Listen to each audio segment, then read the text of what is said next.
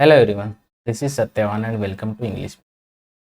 हम लोग CGL 2022 pre का जो एग्ज़ाम हुआ, ईयर 1 जो एग्ज़ाम हुआ, उसके क्वेश्चन पेपर को सॉल्व कौन से वाले ना आपको पता होगा अगर आपने सारे वीडियोस पहले देखे। हमने अभी तक 9 पेपर सोल्व कर लिए हैं, ठीक है। 9 सेट्स 9 पेपर सोल्व कर लिए हैं। आज हमारा 10th है। ये जो 10th पेपर है ना, ये हुआ था 3 दिसंबर को और इसकी शिफ्ट थी सेकेंड शिफ्ट। ये शिफ्ट 2 में हुआ था, ठीक है। चलो, तो हर पेपर में आपको पता होगा 25 क्वेश्चन और हमारे पास टाइम होता है 100 क्वेश्चंस के लिए 60 मिनट्स। सीजीएल परी जब आप देते हैं, अगर कोई नया बच्चा है तो उसको ना पता हो तो ध्यान रखें। 4 सेक्शन आते हैं, जीके, इंग्लिश, मैथ्स और रीजनिंग। सब में 25 25 और 25 25 क्वेश्चन हो गए 100। टाइम मिलता है 1 आवर का, यानी 60 मिनट्स, ठीक है। तो इंग्लिश वाला हम क्वेश्चन सोल्व कर रहे हैं। शुरुआत करते हैं इस सेट की। ये हमारा 10th सेट है। अगर आपने पिछले नहीं देखे तो एक बार उनको देख लीजिए, उसकी प्लेलिस्ट है, वो डिस्क्रिप्शन में मिल जाएगी आपको, ठीक है। चैनल पे पड़े होंगे सारे के सारे और आप वहाँ से देख।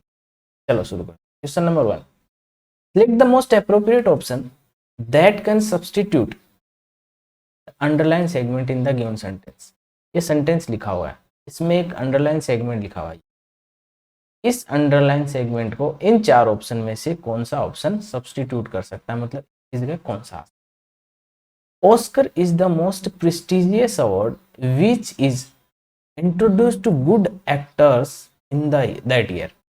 ऑस्कर एक सबसे प्रेस्टिजियस अवार्ड है, ठीक है, और जिसको ना जो साल में सबसे ज्यादा अच्छे परफॉर्मर होते हैं उनको ये दिया जाता है, ठीक है। अंडरलाइन क्या किया गया है, इंट्रोड्यूस टू गुड, इसको अंडरलाइन किया गया और इसकी जगह इनमें से कौन सा ऑप्शन आ गया ये बताना है। अब देखो, सबसे पहले rewarded to good, nominated to fine, awarded to best, attached to fine. अब देखो, अगर आपने अवार्ड्स देखे हैं तो आपको पता होगा सब क्या आता है। Best actor, best actress, best movie, इनको मिलता है अवार्ड, ठीक है। तो अवार्डेड टू बेस्ट, बेस्ट को ही दिया जाता है, गुड को नहीं दिया जाता, फाइन को भी नहीं दिया जाता, बेस्ट को दिया, ठीक है बात। और एक बात और देख लेना, एक होता है वर्ड अवार्ड, AWARD, और एक होता है रिवॉर्ड, ठीक है। दोनों का मीनिंग समझना। अवार्ड का मतलब होता है, देखने में दोनों सेम सेम लगते हैं। अवार्ड का मतलब होता है जैसे आपने कोई मूवी में काम किया और उसके लिए आपको कहीं से रिकॉग्नाइजेशन मिली, जैसे गवर्नमेंट ने आपको नेशनल अवार्ड दे दिया, या फिर कहीं और ऑस्कर हो गया, इंडिया में फिल्म फेयर है, ये सब आईफा वगैरह अवार्ड चलते रहते हैं, वो मिल गया। तो आपने वो अवार्ड जीतने के लिए काम नहीं किया था, आपने तो अपने भी रोजगार के लिए काम किया था, प्लस मूवी चल जाए इसके लिए काम किया था, तो उसको बोलते हैं अवार्ड। जब आपको वो मूवी की आपने आपने उसमें परफॉर्म किया तो उसके लिए जो आपको पैसा मिला ना, उसको मान लीजिए रिवॉर्ड, ठीक है। रिवॉर्ड का मतलब होता है जैसे मूवी में काम किया तो डायरेक्ट जो उसका प्रोड्यूसर होता है वो खुश होके आपको कुछ पैसे दे देता है। जैसे आपकी फीस थी, मान लेते हैं 10,000 रुपये, और उस आपने काम अच्छा किया, मूवी ने ज़्यादा कमाया तो आपने उसने आपको एक गाड़ी गिफ्ट कर दी, दैट इज रिवॉर्ड, ठीक है। किसी काम के बदले कोई पैसा मिलता है, वो रिवॉर्ड होता है। Next, select the most appropriate option that can substitute the underline segment in the given sentence। Sentence में अंडरलाइन सेगमेंट है, सेगमेंट क्या है, वेटिंग ऑन मी। चलो पढ़ के देखते हैं। व्हेन आई रीच्ड होम, जब मैं घर पहुंचा था। ये देखो टाइम हो गया, व्हेन से क्लोज शुरू हो रही है, ये टाइम क्लोज हो गई, और टाइम कब का है, पास्ट का। आई फाउंड माई चिल्ड्रेन, मैंने अपने बच्चों को पाया, क्या कर रहे थे, waiting on me. Waiting on me नहीं, वेटिंग फॉर मी, जो पर्पज के लिए प्रेपोजिशन यूज की जाती है, फॉर का यूज। बच्चे जो है मेरे लिए वेट कर। Select the most appropriate option to fill in the blank, blank को भरने के लिए सबसे अच्छा ऑप्शन चूज करना है।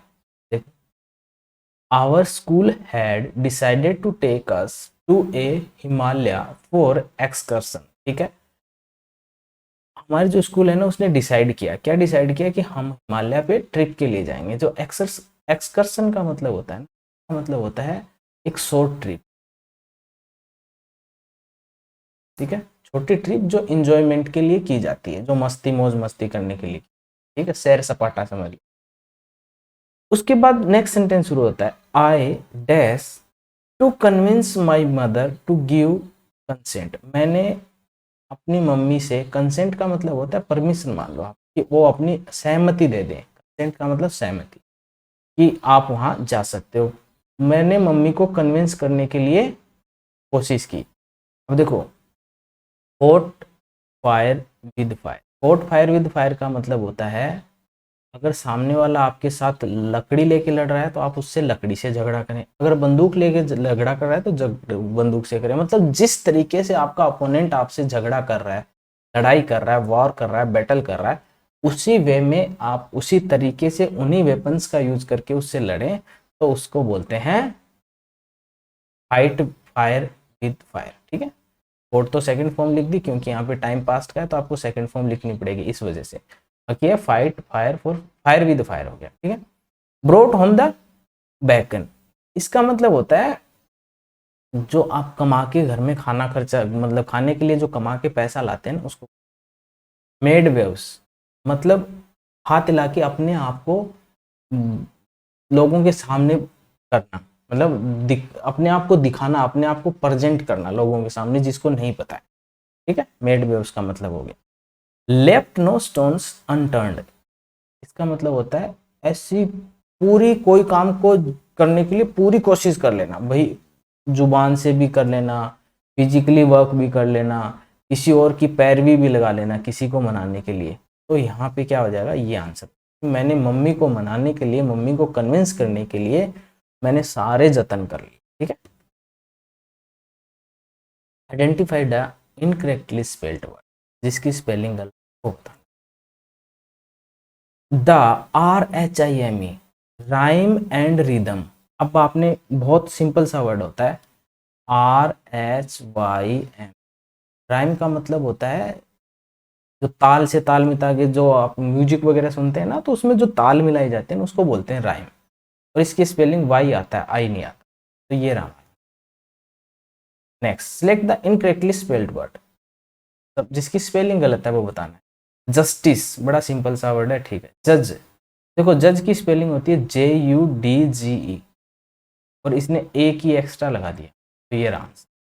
बहुत सिंपल सा था। Select the sentence with appropriate use of adverb of frequency, ये एक बार पहले भी आया था। एडवर्ब ऑफ फ्रीक्वेंसी, अब देखो मैंने आपको बताया था एडवर्ब ऑफ फ्रीक्वेंसी जब भी आपसे पूछे तो हाउ ऑफन का रिप्लाई ढूंढ लिया।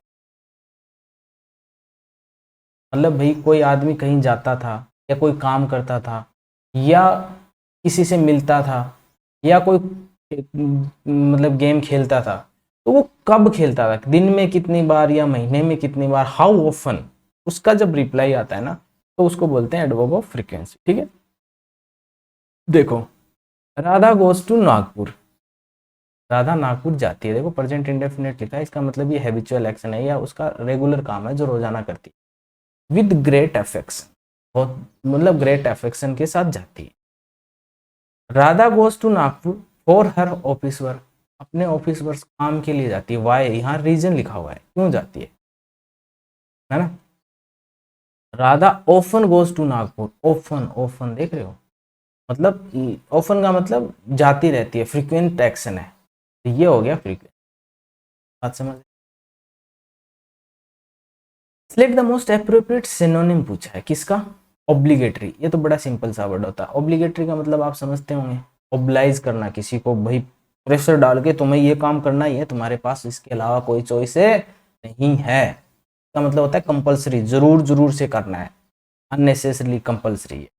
ठीक है, तो उस दिन का मतलब हो गया भाई चाहो तो करो ना तो ना करो। ऑप्शनल का मतलब भी सेम सा हो गया, भाई ऑप्शन है कर सकते हो ना भी कर सकते हो, ना करने, बट ऑब्लिगेटरी में ना करने का ऑप्शन नहीं होता। अगर आपको कुछ बोल दिया गया तो आपको वो करना ही है, मस्ट वाला केस आ गया।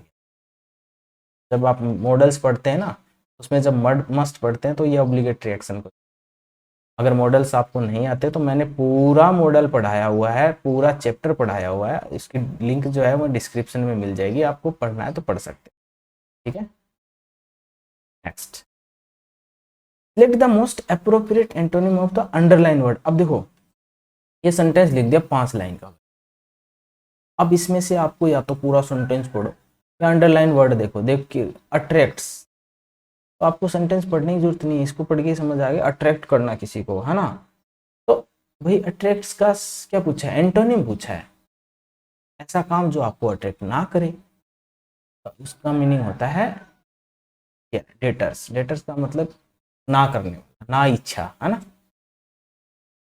अट्रैक्ट्स का एंटोनिम होगा। Select the option that contain a grammatical error in the underline portion। देखो ये सेंटेंस लिखा हुआ है, there are 3 cup holders, 3 cup holder placed on the cup board of the secretariat table. Secretariat किसी post का नाम है ना, सचिवालय जिसको, वहां जो टेबल है उस टेबल पे जो कप बोर्ड है उसमें 3 कप होल्डर्स हैं। बात समझ आई। तो ये जो कपबोर्ड होता है ना, ये क्लोज वो होती है, मतलब अंदर रखा जाता है इसके, तो ऑन द कपबोर्ड नहीं, इन द कपबोर्ड होता है ना। इन प्रेपोजिशन का सही यूज होगा। तो जो जहां भी ऑन को अंडरलाइन कर रखा है वो सेंटेंस देख लो, यहाँ पे ये तो ठीक है, यहाँ अंडरलाइन कर रखा है तो सेकंड में, ये हमारा right answer. Select the most appropriate option to fill in the blank. Blank को भरने के लिए फिर से ऑप्शन चूज करना है। Anita is an employee who has unconditional love for her company। बड़ा आसान सा अनकंडीशनल लव आपने फ्रेज पढ़ी। Rearrange the part of the sentence in correct order. ये एक सेंटेंस था जिसके 5 पार्ट्स कर, अब आपको बोला है कि इनको रीअरेंज करो। वीडियो को ना आप पॉज करो और उसके बाद खुद से ट्राई करो एक बार, उसके बाद मैं इसका आंसर, ठीक है। चलो मैं बता,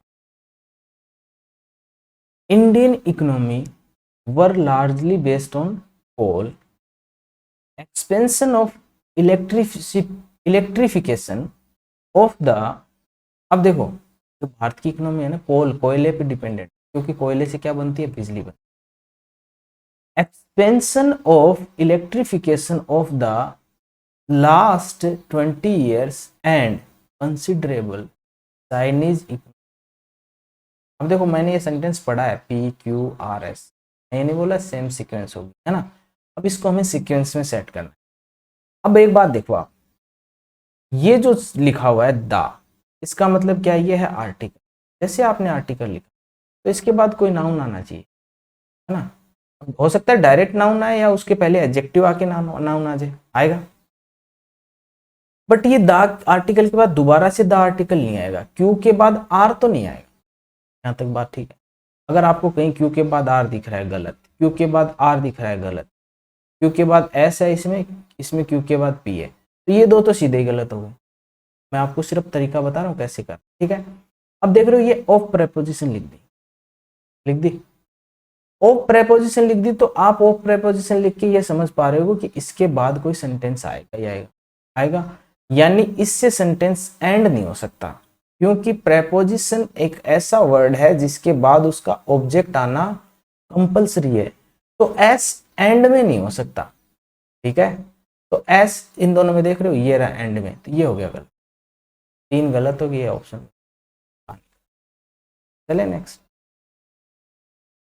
अब आ गया नरेशन। ये ना आप खुद से करना, नरेशन और वॉइस मैंने बहुत सारे करा दिए और मैंने नरेशन पूरा चैप्टर भी पढ़ाया हुआ है, तो एक बार आप उसको देख लें, उसके बाद ये क्वेश्चन आपसे इजीली हो जाए, मैंने तो देखा भी नहीं है। Select the correct active form of the given sentence. Why is peace being demanded by you. देखो ये इंटरोगेटिव सेंटेंस है।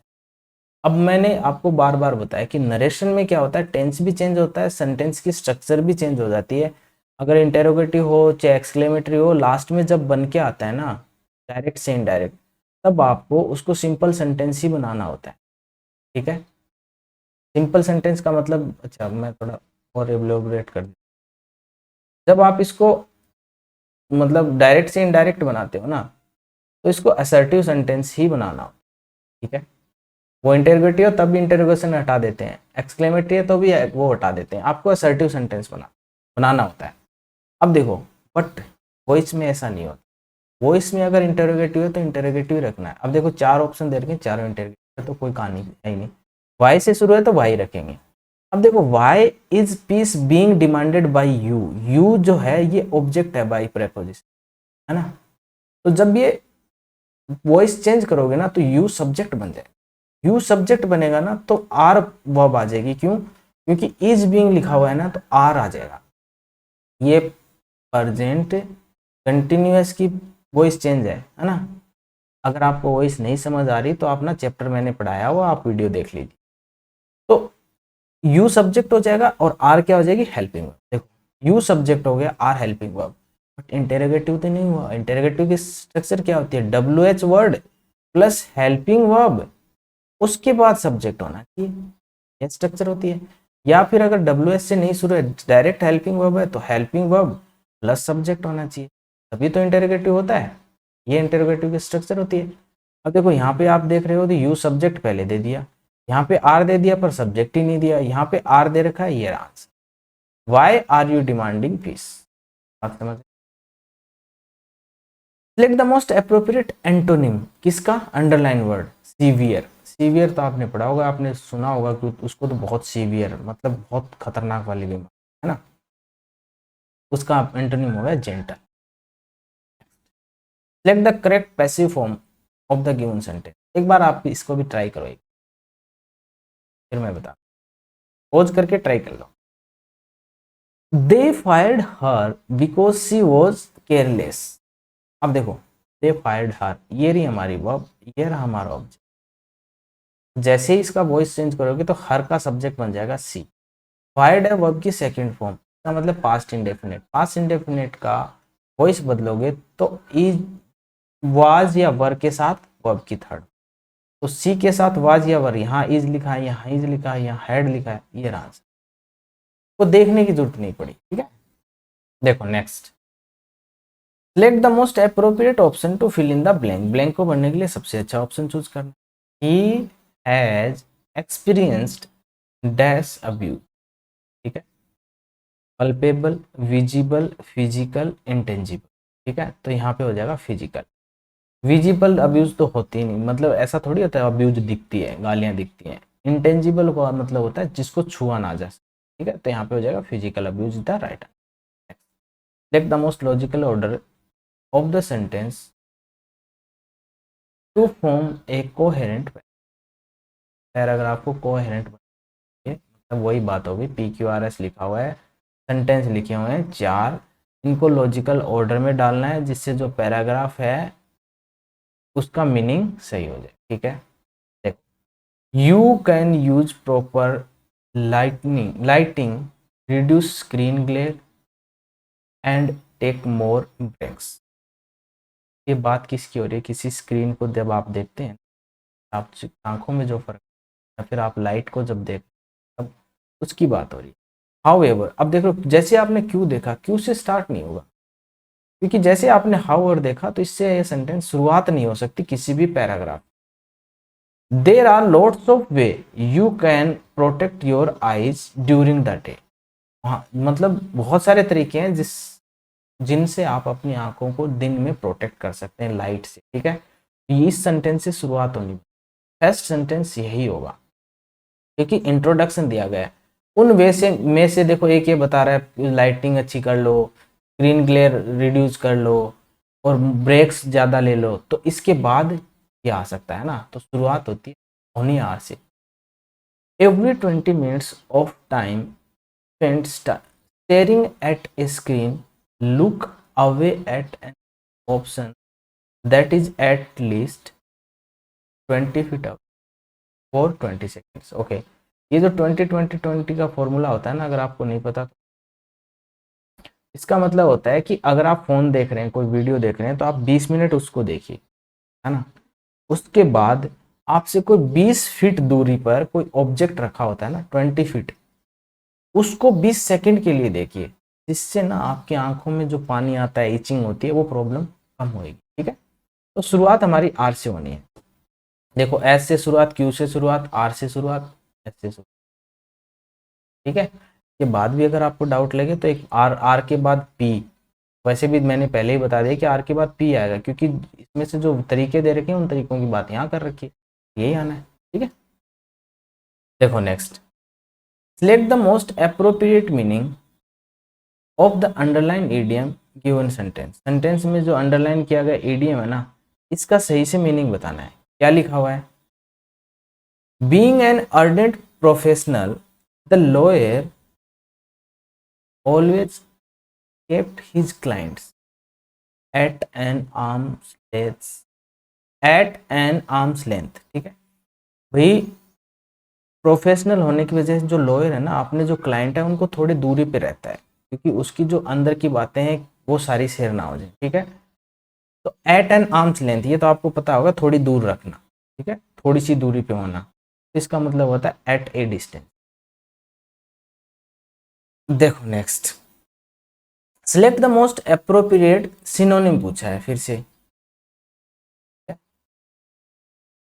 Of the underline word. Underline word है हिस्टेरिकल। हिस्टेरिकल का मतलब होता है बहुत ज़्यादा एक्साइटेड, है ना, कितना, बहुत ज़्यादा एक्साइटेड, या फिर बहुत ज़्यादा फनी टाइप। ठीक है, Rahul was sharing some of his childhood stories and they were very hysterical. Hysterical मतलब वो जो स्टोरीज थी ना, वो बहुत एक्साइटिंग थी, सुन के मतलब एक्साइटमेंट आ रहा था, या ये बोल सकते हो कि बहुत ज़्यादा फनी थी। ठीक है, इमोशनल, डेंजरस, फनी, ये आंसर। स्केरी ये नहीं है। ठीक है, देखो next question, select the most appropriate option that can substitute the underline segment. Underline किया हुआ सेगमेंट क्या है? तो हार्ड वर्क। देखो सेंटेंस को पढ़ के देख, not only my brother intelligent, तो हार्ड वर्किंग टू। मतलब मेरा भाई इंटेलिजेंट ही नहीं बल्कि हार्ड वर्किंग भी है। देखो, नॉट ओनली के साथ जो पेयर बनता है ना, वो बट का बनता है, तो बट आल्सो या बट का। ठीक है, ये रहा बट हार्ड वर्किंग। और वैसे भी जो दो है ना, ये कॉन्ट्रास्टिंग नेचर का होता है। ठीक है, इस कॉन्ट्रास्टिंग नेचर के लिए बट का भी यूज किया। मेरा भाई ना केवल इंटेलिजेंट है बट हार्ड वर्किंग ही है। ठीक है, ये हो गया हमारा 20 क्वेश्चंस। अब 5 क्वेश्चंस जो है मैंने आपको पहले ही बताया क्लोज टेस्ट के हैं, वो क्लोज टेस्ट हम लास्ट में करेंगे एक साथ सारे के सारे। ठीक है, अगर आपको वीडियोज अच्छे लगते हैं तो प्लीज़ आप कुछ मत कीजिए, तो एटलीस्ट जो 2023 की जो तैयारी कर रहे हैं बच्चे, जो भी आपका दोस्त है उसको बताइए, और उसके दोस्त को बोलिए कि वो आप आगे बताए, है ना। बस आपको इतना सा काम कर, अगर आपको वीडियोज अच्छे लगते हैं, ताकि उसकी भी हेल्प हो जाए। ठीक है, तो मिलते हैं नेक्स्ट वीडियो में, तब तक के लिए बाय एवरीवन। अपना ध्यान रखें, अपने मम्मी पापा, दादा दादी, जो भी फैमिली मेम्बर हैं उनका ध्यान रखें, अच्छे से खाएं, अच्छे से रहें, स्वस्थ रहें, अपने आसपास सफाई रखें। बाय।